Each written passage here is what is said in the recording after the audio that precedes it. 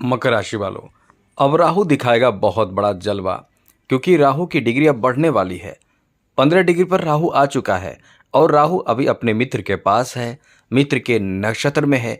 जब राहु मित्र के नक्षत्र में रहता है तो ये बहुत ज़्यादा बलवान हो जाता है। और आपको बता दें, राहु से जल्दी आपको राजा कोई नहीं बना सकता है।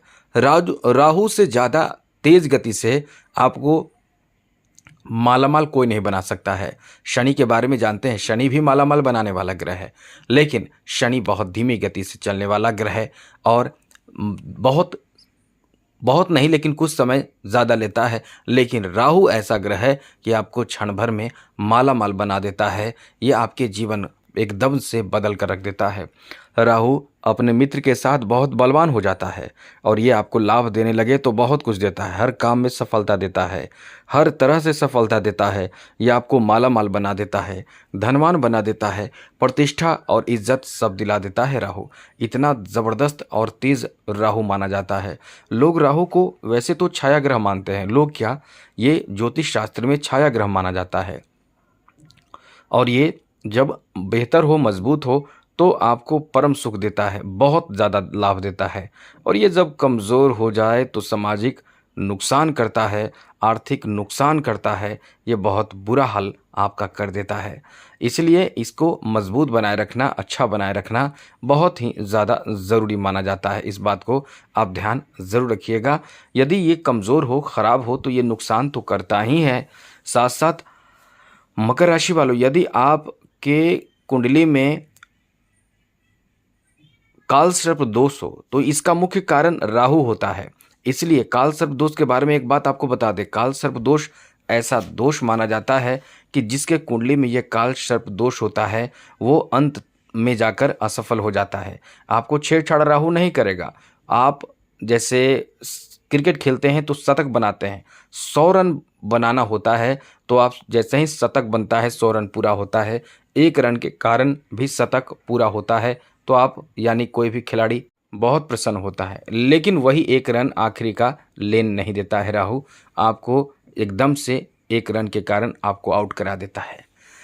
आप एकदम समझ लें कि शिखर पर चढ़ने वाले होते हैं, वहाँ तक पहुँच जाते हैं और जैसे ही एक कदम ही बढ़ाना रहता है, आप वहाँ से गिर जाते हैं। यही राहु करता है। अंत में राहु क्या मतलब, काल सर्प दोष यही काम करता है। जिसके कुंडली में काल सर्प दोष हो जाता है वो इसी तरह से अंत में जाकर असफल हो जाता है। जैसे चलता है वैसे तो लगता है कि हम तो अब सफल होने वाले हैं, अब तो हमारा जीवन बहुत अच्छा हो जाएगा, हम बहुत आगे बढ़ते जा रहे हैं। लेकिन काल सर्प दोष आपका इंतज़ार करता है आखिरी क्षण का। आखिरी क्षण में आप गिर जाते हैं। और ऐसा यदि आपके साथ हो रहा है तो आप निश्चित रूप से काल सर्प दोष के शिकार हो सकते हैं।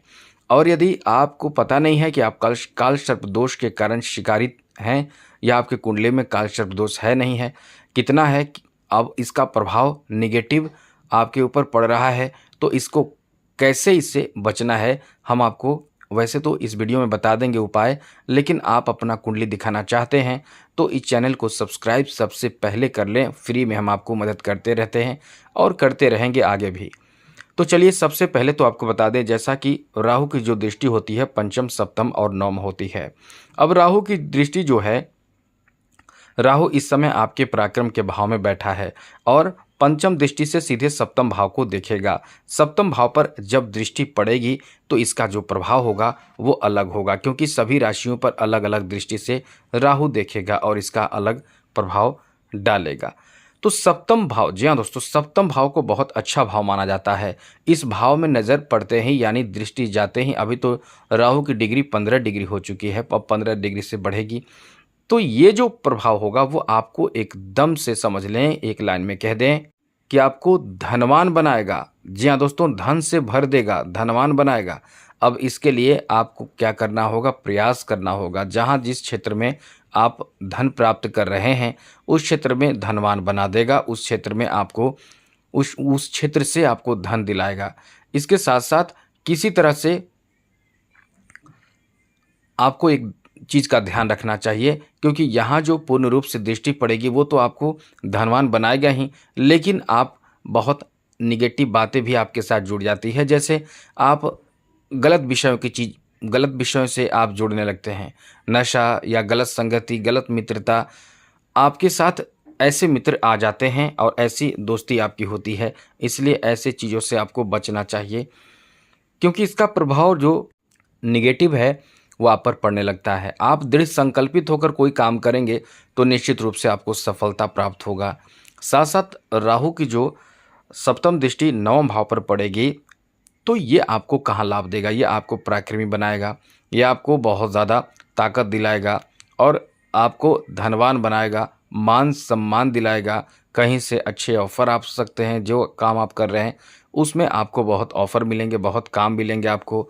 लेकिन यहाँ भी नेगेटिव बात है कि इस समय आराम करने में आप ज़्यादा दिलचस्पी लेंगे और भाई बहन बंधुओं से आपके रिश्ते या तो ख़राब हो जाएंगे या तो आप उनसे बहुत ज़्यादा दूर होने लगते हैं। आगे बात करें तो राहु यहाँ आपको लाभ देगा, जैसे कि राहु इस समय नवम दृष्टि से आपके लाभ के घर को देखेगा, यानी एकादश भाव को देखेगा। ऐसे में जो काम आप कर रहे हैं, यदि आप निश्चित रूप से मेहनत कर रहे हैं, ईमानदारी पूर्वक मेहनत कर रहे हैं, तो ये आपको परम लाभ दिलाता है। ये आपको राजसी सम्मान दिला देगा, ये आपको बहुत ज़्यादा धन दिला देगा, ये लाभ ही लाभ देता है। तो इसलिए इस समय आपको अपने ऊपर पूरा ध्यान रखना चाहिए और राहु का जो प्रभाव है ये आपको बहुत ज़्यादा भाग्यशाली बना देगा, क्योंकि राहु आपको आपके समाज में वो मान सम्मान दिलाएगा जो पहले आपने प्राप्त नहीं किया, क्योंकि राहु अभी अपने परम मित्र शनि के नक्षत्र में बैठा है और यहाँ से जो प्रभाव आपके ऊपर देगा वो आपको बहुत ज़्यादा पॉजिटिव और बहुत ज़्यादा सार्थक प्रभाव देगा।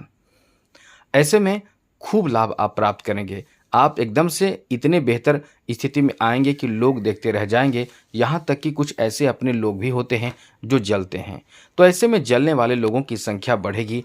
आपके सफलता से, आपके काम से, आपकी उन्नति से, आपके तरक्की से लोग जलेंगे भी।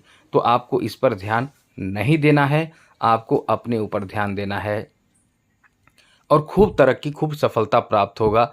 और यदि आपके राहु कमज़ोर है कुंडली में तो ये उतना लाभ नहीं दे पाएगा, लेकिन फिर भी देगा, लेकिन ज़्यादा लाभ नहीं देगा।